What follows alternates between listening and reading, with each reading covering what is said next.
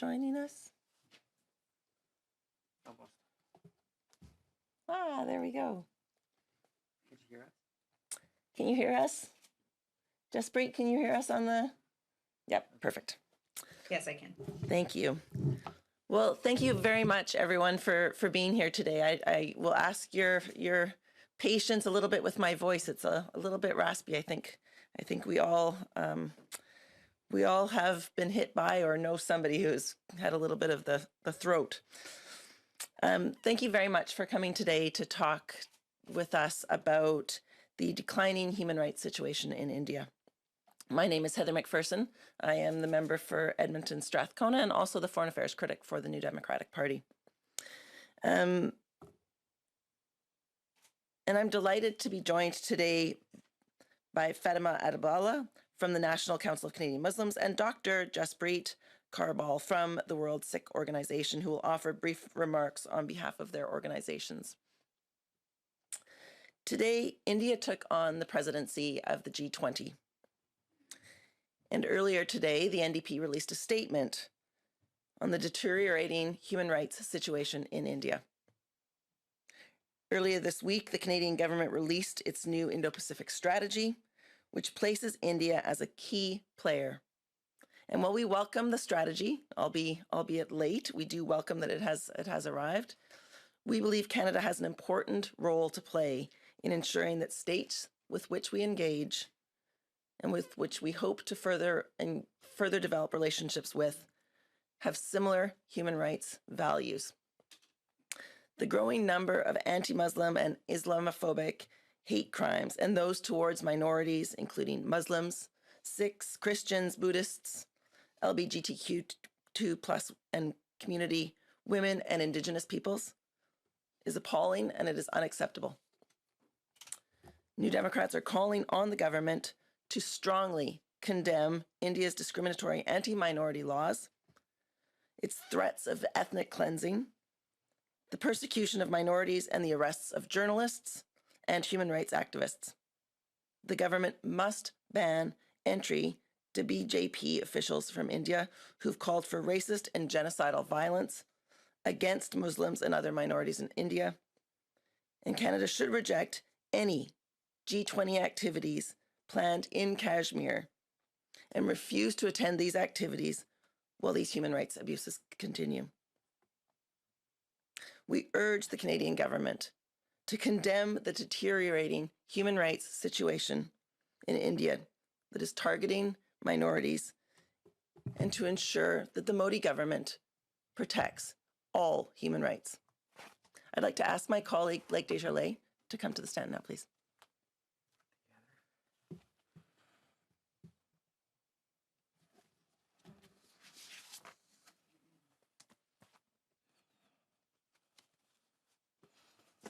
Firstly, I want to thank the honourable member from Edmonton Strathcona, my friend Heather McPherson, for her fierce dedication to human rights, not just at home but abroad. My name is Blake Desjarlais. I'm the proud member of Parliament for Edmonton Griesba and the critic for diversity and inclusion. I want to begin by thanking those who are present with us, including the media, activists, and organizers who are doing important work on this issue and will continue to do so. As MP McPherson highlighted, Canada has an important role to play in the Indo-Pacific region and must be cognizant of the dire situation in India. The reports coming out of the country are deeply concerning. We have seen open calls for ethnic cleansing and genocide against Muslims and other minorities from elected BJP officials and government officers in the country. There has also been draconian arrests of activists and journalists without just or fair process. Many influential media groups refrain from criticism, oftentimes of the government, and often pander to this dangerous rhetoric. Those who dare to criticize are often coerced, intimidated, and often shut down altogether. And this issue impacts Canadians, domestically and at great lengths. Canada has a large number of international students from India, albeit the largest, as well as various Indian immigrants arriving from other visa programs. Many of them are religious and ethnic minorities with family back home who are now in precarious circumstances. They are rightfully concerned and deserve protection from all hate and harassment. Canada has a moral obligation to speak out on human rights abuses that occur anywhere in the world, including abuses perpetuated by or tolerated by the BJP government. I want to take this opportunity to highlight the important work that Indo-Canadians from all religious backgrounds, Hindus, Muslims, Sikhs, and Dalits do here in Canada to fight against hatred and violence every single day that is happening against their families and relatives back home. Canada must support them in every capacity. I'd like to again thank the NCCM, the WSO for being present here for this important work and your continued advocacy and fight towards justice. I want to reiterate that New Democrats will always stand with you in this fight for justice. Thank you very much. Podium now.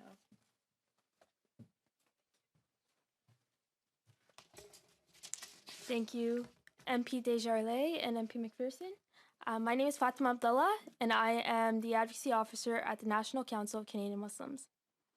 Over the last decade, minority religious groups in India have been living in fear. India's Muslim community have suffered from deadly violence, public hate speech, and active discrimination. Since their victory in 2014, the BJP have engendered an ongoing collapse of civil liberties and human rights in India. This is in large part fueled by their supremacist ideology of Hindutva, which is dedicated to refashioning India at the expense of minority groups such as Muslims, Sikhs, Christians, Dalits, and Adivasis. Earlier this year, NCCM released a report of 13 highly ranked Indian officials who have each called for violence, amounting to genocide. We've called on Canada to do two things. One, ban these officials from entering Canada, and two, to not attend G20 summit meetings that will be taking place in Kashmir. Today, we welcome this statement from the New Democratic Party and MP McPherson that highlights these major asks. Everyone has the right to live freely and without fear of persecution. We need to see every party in Canada join on to this call. As a country that claims to protect, promote, and defend human rights, we can no longer sit in silence as these major violations continue. Thank you.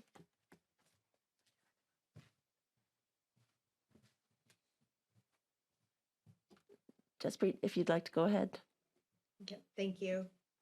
Thank you for giving me the opportunity to speak, and thank you for putting out this statement. Unfortunately, over the last several years, we've been seeing a rising wave of fascism across the world. India, purportedly the world's largest democracy, has seen an increase of a far-right xenophobic ideology.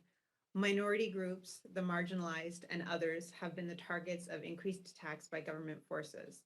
Notably, this is not just an Indian issue, but a Canadian one. Sikhs in Canada have repeatedly shared concerns of a lack of safety. We have watched as, through foreign interference, the Indian state has brought its far-right ideology and threats into the lives of Canadians. The World Sikh Organization has been working in the civil liberty space for Sikhs and people of all faiths in Canada since the genocide against Sikhs in 1984. We have constantly raised concerns about the state of human rights in India and have stressed that foreign interference expands the scope of these violations to Canada. For example, we recently called attention to the decision of the High Court in Karnataka to uphold a ban on the hijab in the classroom. And we also seriously questioned how an inspector from the Indian Punjab Police was allowed to enter Canada. This particular inspector was a notorious member of the Punjab Police who was accused of serious human rights abuses, including torture, disappearances, and extrajudicial executions. These folks are walking around in Canada. We have watched for decades as the apathy of the Canadian government has encouraged India, and we are encouraged today by the action of the NDP. Canada should not be complicit in the human rights abuses that we see coming out of India. We hope that Canada will not prioritize trade relations over human rights. We are in a powerful place to hold partnering countries accountable. In the words of World Sikh Organization President Desjarlais Singh, while increased trade ties in the Indo-Pacific region are important, Canada cannot turn a blind eye to the deteriorating plight of minority communities in India. The Indian government has consistently ignored its duty to safeguard human rights and minority communities, including the Sikh community. Canada can and must do more to hold India accountable. Thank you. We'll now start the question period. Nous allons maintenant commencer la période de questions. Comme d'habitude, une question de suivi. We'll start with the questions in the room before moving on to Zoom. Pour les personnes sur Zoom, je vous invite à utiliser la fonction main levée si vous avez une question. Hi, Tom Perry with CBC. You mentioned off the top that the federal government has released its Indo-Pacific strategy, and I'm wondering if you're thinking that in some ways Ottawa is turning a blind eye to what's going on in India because it's more concerned about moving itself away from China. You know, I think the Indo-Pacific strategy, while late, is a really good step. It's a good step that we actually had that brought forward by the government. However, the reason that we are looking at this Indo-Pacific strategy is because we wanted to make sure that we are diversifying our relationships, that we are not just depending on China for trade within the region. That's not to say that we're not going to trade with China. You know, there is still going to be that relationship, and what I expect from the government is that they will call out China when China commits human rights abuses like they are doing against the weaker people. So the fact is that we will work with China when you know, on things like climate change, on things like healthcare, on things like trade, but we will also call them out when they are abusing human rights. My expectation is that that line will be the same for every country that we choose to work with. So we will work with India, we will trade with India, but we do need to call them out when they are abusing human rights, when they are breaking international law. That's the moral obligation of the Canadian government. That's what the Canadian government used to stand for and has not for some time. And are you? I know you're holding this news conference, but are you taking these concerns to Melanie Joly? Are you going to the government? And you're backing up the government, so I don't know if this sort of calls that into question, that you would back a government that maybe is not taking as strong a stance on India as you'd like it to see. So absolutely, I've been raising this with the government over and over again, and multiple issues of human rights. Today we're talking about the human rights abuses that are happening in India. They are very dire, and the opportunity of today is that it is when the G20 the presidency becomes part of India. India takes the presidency of the G20, but we regularly raise the issues of human rights for people around the world. You know, just last week we were very concerned to see Minister Sejan be in Qatar and not raise human rights when he was there, not bring that issue forward. Many times I've stood in the House and asked for the government to do more on human rights. So we will, you know, the New Democratic Party will always do that. We will continue to press the government to live up to their obligations. It's not enough to say that you are a feminist government. It's not enough to say that you are a government that protects human rights in the House of Commons in Canada. You have to say it when you're abroad. You have to say it when you're in those countries. And this government is not doing that. Weigh in on this. Just, I guess, on the original question of do you think that Canada is turning a blind eye to problems, human rights abuses in India because it's more concerned about weaning itself off of China? I don't know if anyone else wants to weigh in on that. Would you like to? I mean, the one last thing I can say is that there's been a long time since CETA disappeared. You know, since we had D and since we had Global Affairs Canada, where trade has trumped all of our diplomatic, all of our peacekeeping, and all of our development priorities. And there's a price to be paid for that. When we only look at trade in our global relationships, there's a price to be paid. And what we see in the long term is poorer trade relationships, to be perfectly honest. Hi, thanks very much for taking the time to talk to us. Steve Chase from the Globe and Mail. I have a question for MP McPherson and for Dr. Bal. I wanted to get your thoughts on the remarks by India's new High Commissioner to Canada, Sanjay Verma, who said that he wants the Canadian government to crack down on what he calls illegal channels of money and support for the Khalistan movement coming from Canada. And do you think India is a fascist state? Well, I'll pass that to you, Dr. Bal, first. Yeah, thank you so much. I do think that India is a fascist state. I think there is fascism coming out of India. The question of Khalistan it's something that Sikhs in Canada, that anyone anywhere should be able to have open conversation about, be able to have peaceful dialogue about. That's something that Canada should be standing up for as well.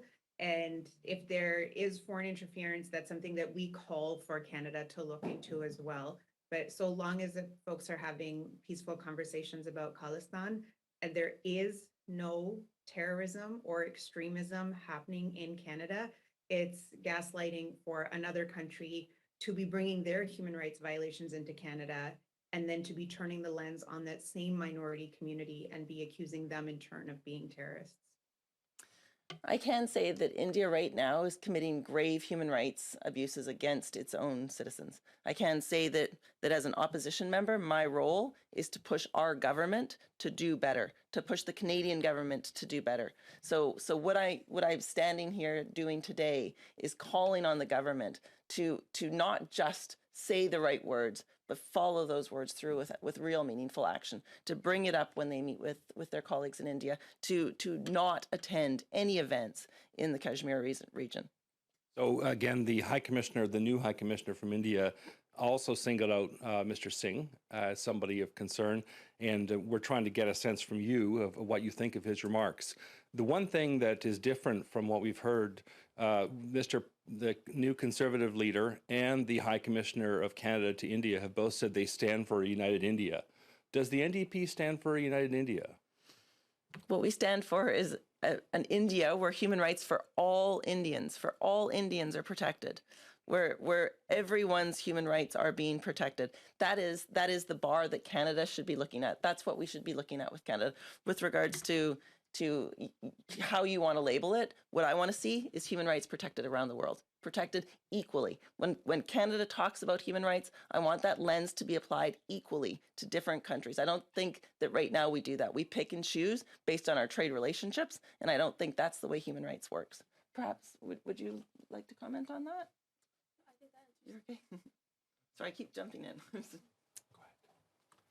Hi there, Ms. McPherson, Dylan Robertson with the Canadian Press. Just wondering if you could clarify the line. You mentioned China and sort of not working as much with China. At the same time, we have this biodiversity summit, but today you're calling for a boycott of the G20 instead of something a bit more intermediate. Could you please just kind of expand on where there is room for cooperation with India and how you came to decide that that should be the line here? So first of all, we are calling for any of the G20 events happening in Kashmir to be boycotted. So that's what we think is the line that the government should take. And from my perspective, I think it's also important that not be the only thing that the government does. That the government has an obligation to call out the Indian government for abuses. Modi's government should be held accountable for the abuses that they are perpetrating on the Indian people. And this is not about one country. This is not about one country or another. This is about a government that is perpetrating human rights abuses on its own people. That's what we're asking our government to stand against. I have a clarification and a question. Just the press release that talked about a boycott of the G20 presidency. What I understand is that's not accurate. It's specifically about the Kashmir meetings. And my follow-up is just about if you've raised this with the Liberals before having this press conference and what you had heard from them about your concerns. Yeah, so we have raised concerns about the Kashmir region multiple times and what's been happening in India multiple times, certainly. With regards to the G20, yes, it is those events taking place in the Kashmir region, because that is there's just no reason at all why there would be a G20 meeting in that area right now. It's just irresponsible and dangerous. We'll now move on to Zoom for questions. We'll start with Peter. Hello, I just had a quick question. Can you hear me all right? We can. Okay, great. There's been a call to the Prime Minister to remove the saffron flag from Parliament Hill, and I'm wondering if that is a call the NDP is supporting today. Do you want to take this one? Why don't you? Did you want to go ahead? No, that's not something we're calling for at this point.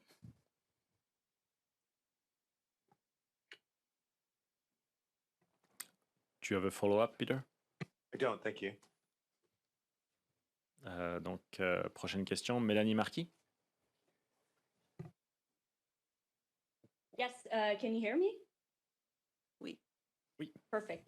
My question is for Ms. McPherson. Just going back on the difference between what you're saying right now and what the press release said yesterday. It said boycott the G20 in India. So did something happen between the press release and the press conference today? No, sorry. What we are calling for, to be very, very clear, what we are calling for is that Canada not participate in G20 meetings in the Kashmir region. There has been no change. Okay, and what, as a follow-up, what good would that do? I think it would, well, I mean, first of all, I think it would send a very important message that the Canadian government takes human rights seriously. I think it would be very important for the government to show that they are not going to look away from human rights abuses that we know that are being widely reported, that are happening in India, that are happening against, such a broad range of people in India. It would be a way for Canada to signal that is not appropriate, that is not all right, that in fact Canada is a country that stands for human rights. It would be a way for us to stand with all the Indo-Canadians who are concerned about their family members, all the Indo-Canadians who are concerned for what is happening in India. It is a way for us to indicate that human rights matter, and that we won't look away, and that it isn't something we talk about in Canada and forget to talk about when we get on a plane. This is something the government has an obligation to do. Justin Trudeau can't stand in the House of Commons and say he fights for human rights and then get on a plane and forget to mention it every single time.